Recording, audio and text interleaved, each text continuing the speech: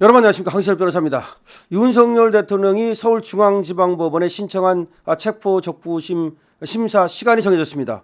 오늘 오후 5시 서울중앙지방법원에서 윤석열 대통령이 신청한 체포적부심 심사가 열립니다.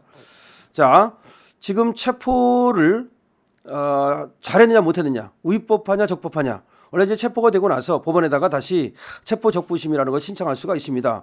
그래서 그 체포가 위법하다라고 하면은 바로 석방하도록 돼 있는 제도를 체포적부심이라고 합니다.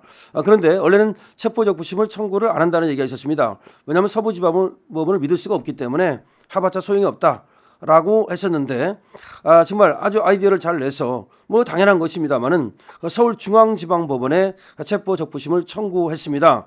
왜냐하면 원래가 관할 법원이 서울중앙지방법원이거든요. 그러니까 공수처에서 수사한 사건의 관할 법원은 서울중앙지방법원입니다. 그리고 이번에 내란죄 수사라고 하는 것은 공수처는 기소권이 없습니다. 그 기소는 서울중앙지검이 해야 됩니다. 그러니까 여러 가지로 볼 때 서울중앙지검의 관할 법원이 서울중앙지방법원이기 때문에 구속을 예를 들어서 청구를 하든 내지는 뭐 체포를 청구를 하든 또는 기소를 뭐 하든 모두가 중앙지방법원이 돼야 되는 겁니다. 그런데 쟤들이 그걸 갖다가 야로를 부려가지고 서울 서부지방법원으로 체포영장을 청구해서 그걸 발부받은 거 아닙니까? 그것이 잘못됐다는 거죠. 서울 서부지방법원에 신청한 것도 잘못됐고 영장을 발부해 준 것도 잘못됐고 그에 의해서 체포를 한 것도 잘못됐고 때문에 체포가 잘못되었다면서 서울중앙지방법원에 체포적부심을 청구를 했습니다.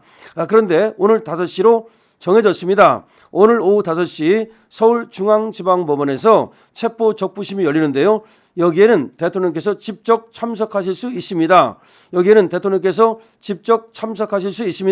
당연히 참석하실 것으로 생각이 됩니다. 본인이 직접 나가서 이 체포가 왜 잘못된 것인지를 판사한테 얘기를 할 수가 있는 것이죠. 자, 지금 판사도 정해졌습니다. 중앙지방법원 형사 32단독 소준섭 판사가 맞습니다. 중앙지방법원 형사 32단독 소준섭 판사가 맞습니다. 자, 소준섭 판사는 그럼 누구냐? 약간은 뭐 우리한테 그렇게 유리할지 여부는 모르겠어요. 원래가 말이죠. 김용현 전 국방장관 있죠? 김용현 전 국방장관에 대해서 저자들이 김용현 전 장관을 기소한 쪽에서, 즉 검찰 쪽에서 변호인 외에는 만나지 못하게 해달라. 그러니까 김용현 전 장관을 변호인 말고 일반인들이 접견을 못하게 해달라. 그렇게 신청을 했고 법원에서 그걸 허가를 했어요. 그래서 김용현 전 장관이 그게 부당하다면서 항고를 했는데 그 항고를 기각한 판사가 이 소준섭 판사입니다. 그래서 소준섭 판사가 김용현에게 좀 불리한 판결을 한 적이 있기 때문에 과연 이번에 체포적부심에서 윤 대통령에게 유리할지 여부는 정확히 아직 모르겠다. 하지만 체포적부심에서 우리가 한번 다뤄볼 만한 것은, 그리고 따져볼 만한 것은 일단은 관할을 어겼잖아요. 왜냐하면 공수처는 그 수사한 사건을 뭐 체포영장을 신청하든 뭐 기소를 하든 그 관할 법원은 전부 다 서울중앙지법에 하게 돼 있단 말이죠. 서울중앙지법에 하게 돼 있단 말이죠. 그 다음에 또 하나가 뭐죠? 이 사건은 아무리 공수처가 경찰과 공조본을 수사해서 공조본을 만들어가지고 같이 이렇게 수사를 했다 하더라도 공수처는 이 사건에 대한 기소권을 갖고 있지 못해요. 이 사건은 검사가 기소를 해야 됩니다. 왜냐하면 원래가 경찰이 담당하는 사건이니까 내란죄는. 그럼 경찰은 어디를 통해서 기소를 해야 됩니까? 검찰을 통해서 해야 되죠. 경찰은 원칙적으로는 공수처를 통해서 기소를 할 수가 없어요. 그러니까 공수처는 몇 가지 범죄에 대해서 수사를 할 수 있고 몇 가지 범죄에 대해서 기소권을 갖고 있지만 전체 범죄에 대해서 경찰이 수사한 거에 대해서는 검찰이 이 기소권을 갖고 있는 겁니다. 자, 그러니까 결국은 검찰로 넘어가야 되는 사건입니다. 근데 검찰은 서울중앙지검이거든요. 그럼 서울중앙지검은 서울중앙지법으로 연결이 되거든요. 그럼 여러 가지로 볼 때 전부 다 관할은 서울중앙지방법원에서 영장을 발부해야 되는 거거든요. 근데 서울 서부지방법원에서 이순영이라는 이 좌파가 이상한 영장을 발부했지 않습니까? 이것이 잘못됐다는 거죠. 이런 이상한 영장을 발부한 것도 잘못됐고, 그 다음에 수사권이 없는 공수처가 수사를 한 것도 잘못됐고, 그 다음에 관할 건이 없는 법원의 공수처가 그렇게 또 영장을 청구한 것도 잘못됐고 이 하나하나를 따지겠다는 거죠. 자, 이렇게 따지면 승산이 있다. 승산이 있다. 그 정상적인 판사라면 그리고 법과 원칙에 따라서 양심에 따라서 그렇게 수사하고 또 그렇게 수사하도록 촉구하는 그런 인식을 갖고 있는 판사라면 다시 말하면 수사가 엉터리면 판사가 그것을 제지하는 거 아닙니까?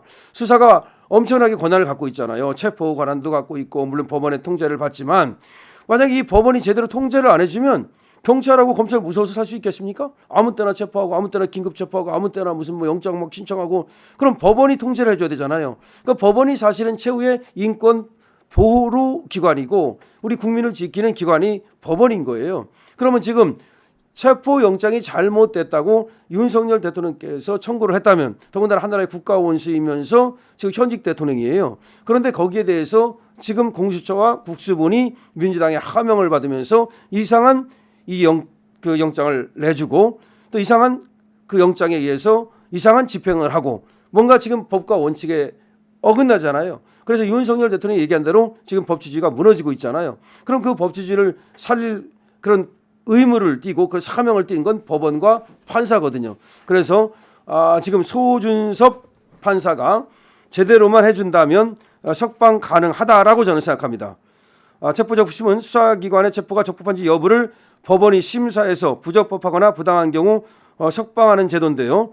청구서가 접수된 때로부터 48시간 이내에 신문을 해야 돼요. 근데 바로 한 겁니다. 어제 사실은 체포적부심을 청구를 안 한다고 그랬었어요. 그런데 공수처에서 수사를 끝내고 나서 심사를 그 신문을 받고 나서 이 체포적부심을 청구했다는 거예요. 그러니까 뭔가 해보니까 해야 되겠다는 생각이 들었겠죠.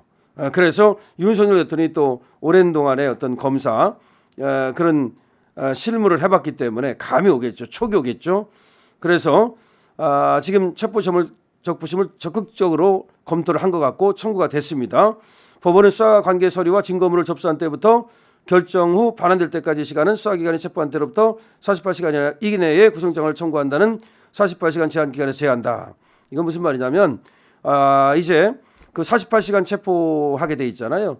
그런데 그 법원에 청구된 때로부터 그 수사가 중단되잖아요. 말하자면 그때는 그거는 다시 제외하고 시간을 좀 더 줘서 수사를 할 수 있도록 한다. 뭐 그건데 뭐 그건 중요하지 않고요. 그건 뭐 결국은 오늘 만약에 쉽게 말씀드리면 오늘 만약에 이 체포적부심에서 만약에 이 체포가 부당하다라고 생각이 되면은 바로 석방이 돼요.